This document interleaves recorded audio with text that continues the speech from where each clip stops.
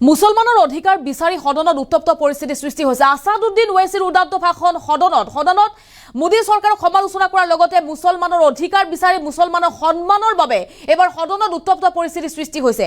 আমি লৈ আহিছো এটা বিশেষ খবৰ। আছাদুদ্দিন ওৱেইছিয়ে সদনত কেইবাটাও দাবী উত্থাপন কৰিছে। মুছলমানৰ অধিকাৰ বিচাৰি সদনত হুলস্থুলীয়া পৰিস্থিতি। বিনা দুখত জেলত আছে বহু মুছলমান, এই অভিযোগ আনিছে আছাদুদ্দিন ওৱেইছিয়ে। চৰকাৰৰ বিৰুদ্ধে অভিযোগ আনিছে আছাদুদ্দিন ওৱেইছিয়ে। বুলডোজাৰ লগাই অন্যায়ভাৱে ভাঙি দিয়া হৈছে মুছলমানৰ ঘৰ। এবাৰ সদনত মুছলমানৰ হৈ মাত মাতিছে আছাদুদ্দিন ওৱেইছিয়ে। মোদীৰ বুলডোজাৰ প্ৰসংগক লৈ উত্তাল হৈ পৰিছে সদন। আছাদুদ্দিন ওৱেইছিক উভতি ধৰিছে শাসকীয় দলে আৰু মুছলমানক প্ৰব্ৰজনকাৰী বুলি কয় চৰকাৰে। এই মন্তব্য আছাদুদ্দিন ওৱেইছিৰ। সদনত উদাত্ত ভাষণ আছাদুদ্দিন ওৱেইছিৰ। চৰকাৰক সমালোচনা কৰিছে। অধিক সন্তান জন্ম দিয়াৰ প্ৰসংগটো আক্ৰমণাত্মক হৈ পৰিছে আছাদুদ্দিন ওৱেইছি। হায়দৰাবাদৰ সাংসদ আছাদুদ্দিন ওৱেইছিয়ে মুছলমানৰ অধিকাৰক লৈ মাত মাতিছে। কেৱল 4% মুছলমানেহে সাংসদ হয় বুলি মন্তব্য কৰিছে আছাদুদ্দিন ওৱেইছিয়ে। দেশৰ বিভিন্ন প্ৰান্তত সংখ্যালঘুৰ সৈতে অন্যায় হৈছে বুলি সদনত উদাত্ত ভাষণ ওৱেইছিৰ। আৰু সদনত আজি মুছলমানৰ অধিকাৰক লৈ উদাত্ত ভাষণ দিছে আছাদুদ্দিন ওৱেইছিয়ে। মুছলমানক অত্যাচাৰ কৰা হৈছে বুলি মন্তব্য কৰিছে, অভিযোগ আনিছে। বিনা দুখত জেলত থাকিবলগীয়া হৈছে বহু মুছলমানক প্ৰব্ৰজনকাৰী আখ্যা দিয়া হৈছে। অধিক সন্তান জন্ম দিয়া বুলি মুছলমানক কোৱা হয় বুলি আছাদুদ্দিন ওৱেইছিয়ে মন্তব্য কৰিছে। আৰু মুছলমানৰ অধিকাৰৰ বাবে সন্মানৰ বাবে এইবাৰ সদনত আছাদুদ্দিন ওৱেইছিয়ে মন্তব্য বুলি ওৱেইছিয়ে মন্তব্য কৰিছে। আছাদুদ্দিন ওৱেইছিয়ে সদনত কি কৈছিল শুনক মন্তব্য। सर वतन जो दिखते तो हैं, जिनके बारे में बात तो होती है मगर उनकी कोई नहीं सुनता। मैं उनके बारे में बोल रहा हूं जिनके बारे में वजीर आजम मोदी ने कहा था कि घुसपैठी है। मैं उन बेटियों और माओं के बारे में कह रहा हूं जिनके बारे में मोदी ने कहा कि ज़्यादा बच्चे पैदा करते। मैं उन मासूम नौजवानों के बारे में कह रहा हूं जिनको मॉब लिंचिंग के जरिए मारा जा रहा है। मैं उन बेजुबान माँ और बाप के बारे में बोल रहा हूं जिनकी औलाद आज इस हुकूमत के गलत कानून के चक्कर में जेलों में सड़ रहे हैं। सर, मैं दस्तूर जब इस ऐवान में बन रहा था, संविधान बन रहा था, तो उस वक्त अलहदा वोटर लिस्ट और इंतखाबी रिजर्वेशन की बात आई। तो उस वक्त के हमारे फाउंडिंग फादर्स ने, हमारे बुजुर्गों ने, दोनों समुदाय के हिंदू और मुसलमानों ने फैसला किया कि हम इस पर राजी नहीं होंगे। बल्कि उन्होंने क्या कहा था हमारे फाउंडिंग फादर्स ने, उन्होंने मुखालिफत की थी अलहदा वोटर लिस्ट की और इंतखाबी रिजर्वेशन की। उन्होंने कहा था, I quote sir, it is the duty of majority community to ensure that minorities are elected in the representative numbers. BJP मुसलमानों की नफरत पर जीतती है और मुसलमानों के नाम निहाद मसीहा मुसलमानों के 90% ज़्यादा वोट हासिल करते हैं, मगर फिर भी इस ऐवान के दरवाजे नहीं खुलते मुसलमानों के लिए और सिर्फ 4% मुसलमान जीत कर आते हैं। सर, संविधान सिर्फ एक किताब नहीं है जिसे चूमा जाए। संविधान एक किताब नहीं है जिसे दिखाया जाए।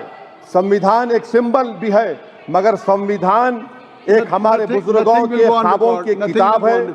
हमारे जमहूरियत को हमारे बुजुर्गों ने इस तरह समझा, हमारे फाउंडिंग फादर्स ने इस तरह जमहूरियत को समझा कि इसमें हर समुदाय और मजहब और समाज के मानने वाले लोगों की राय को शामिल किया जाएगा इस मुल्क को चलाने के लिए। मगर इस ऐवान में सिर्फ 4% मुसलमान जीत कर आते हैं।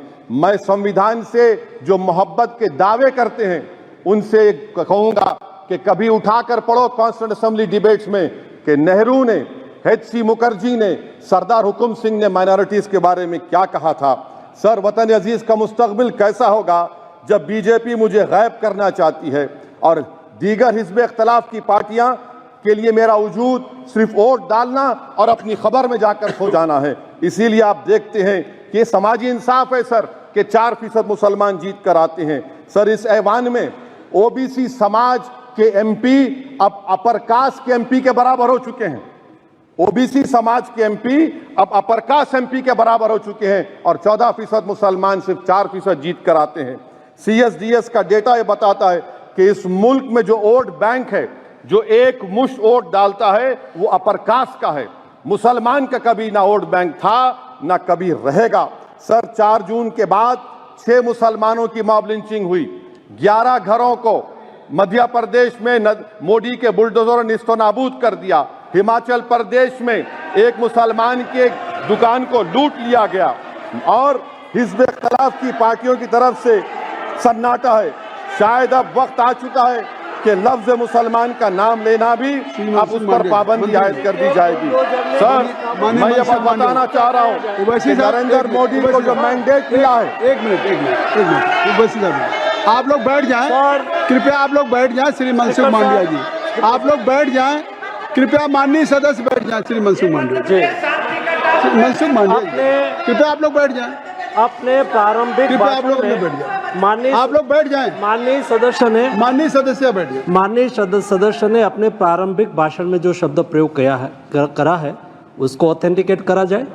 और अभी उन्होंने उल्लेख करा कि मोदी के बुलडोजर ने वहाँ मॉब लिंचिंग करा है, उसको भी ऑथेंटिकेट करा जाए। निश्चित तौर से इसको ठीक है। उवैसी साहब, जब भी कोई बात नहीं सर, आप चेयर पर बैठे हैं जी, इसलिए आप मंत्री जी को पेट में दर्द हुआ, माशाल्लाह, शुक्रिया उनका। नहीं, तो सर मैं बोल मंत्री की रहा था, जवाबदेही है अरे ये नहीं, मंत्री इससे की बुरी बात क्या है? पेट में दर्द हो सकता है, वो दर्द, ये सब ठीक अच्छा है। दर्द हुआ, चलिए दर्द हुआ, दिल का दर्द हुआ। तो सर, जो नरेंद्र मोदी को मैंडेट मिला है वो सिर्फ और सिर्फ मुसलमानों की नफरत पर हिंदुत्व की वजह से मिला है। I would like to say it is not Modi's in dock, but every single person voted him despite his anti Muslim voice. And I would like to tell the opposition parties, this is not a moral victory for you, this is a victory of majoritarianism. Everyone should contemplate and do introspection. Why is it that the OBCs and the upper caste are getting their due representation? Why are the Muslims not getting? Are we here only to vote for you and not to get elected? If that is the case, please tell us that we are only here to vote for you. Sir, आज भारत के आधे नौजवान बेरोजगार हैं और रोजगार की तालाश, बेरोजगारी का आलम यह है सर कि मोदी सरकार के 5 साल में 75 लाख एस्पिरेंट्स की जिंदगी बर्बाद हो गई, 6 पेपर लीक हुआ। बेरोजगारी का आलम यह है सर कि रशिया जा रहे हैं, वहां जाकर अपनी जानों को दे रहे हैं। बेरोजगारी का आलम यह है कि नरेंद्र मोदी रोजगार का कैंप चलाती है नौजवानों के लिए कि तुम इजराइल में जाकर काम करो, उनको कैनन फॉडर बना रही है ताकि फलस्तीनियों की जायदादों को हड़प कर सके। ये भी कंक्लूड कर। अरे सर, मेरा टाइम है, कहाँ टाइम है सर? आप ये टाइम ले लिए मेरा। सर, मैं 2 मिनट दीजिए। ये विश्वगुरु की पॉलिसी है। इजराइल को 27 टन हथियार जा रहा है। 9 मिलियन भारत के लोग गल्फ में काम करते हैं, क्या असर पड़ेगा? 47,000 इजरायली फलस्तीनी मार चुके हैं। क्या है हमारी पॉलिसी सर? क्यों हथियार दे रहे हैं सर? नस्लकशी हो रही है। सदर जमहूरिया के खुतबे में राष्ट्रपति के सर, मैं उसी पे बोल रहा हूं सर, उसमें लिखा हुआ है फॉरेन पॉलिसी के ऊपर, आप पैराग्राफ नंबर 25 देख लीजिए। सदर जमहूरिया में सैचुरेशन अप्रोच है। क्यों नहीं मोदी सरकार माइनॉरिटीज को फ्री स्कॉलरशिप को डिमांड करती है सर? उसको आपने बजट कम कर दिया। सर, बनारस का बुनकर 18 महीने से मंडी का शिकार है, सूरत और बेंगलुरु जा रहा है। सर, आखिरी बात कंक्लूड कर रहा हूं, आखिरी बात सर, पनून केस में निखिल गुप्ता, मोदी ने कहा था कि हम घर में घुसकर मारा, तो निखिल गुप्ता को किसने ऑर्डर दिया था पनून को मारने का? अगर नहीं दिया तो उसको बचाइए, और अगर दिया नहीं तो फिर उस पर पीएमएलए क्यों नहीं लगाकर? सर समाप्त करो। कमेटी बनाई आपने, उसका क्या हुआ? सर, हम एससीओ को नहीं जा रहे।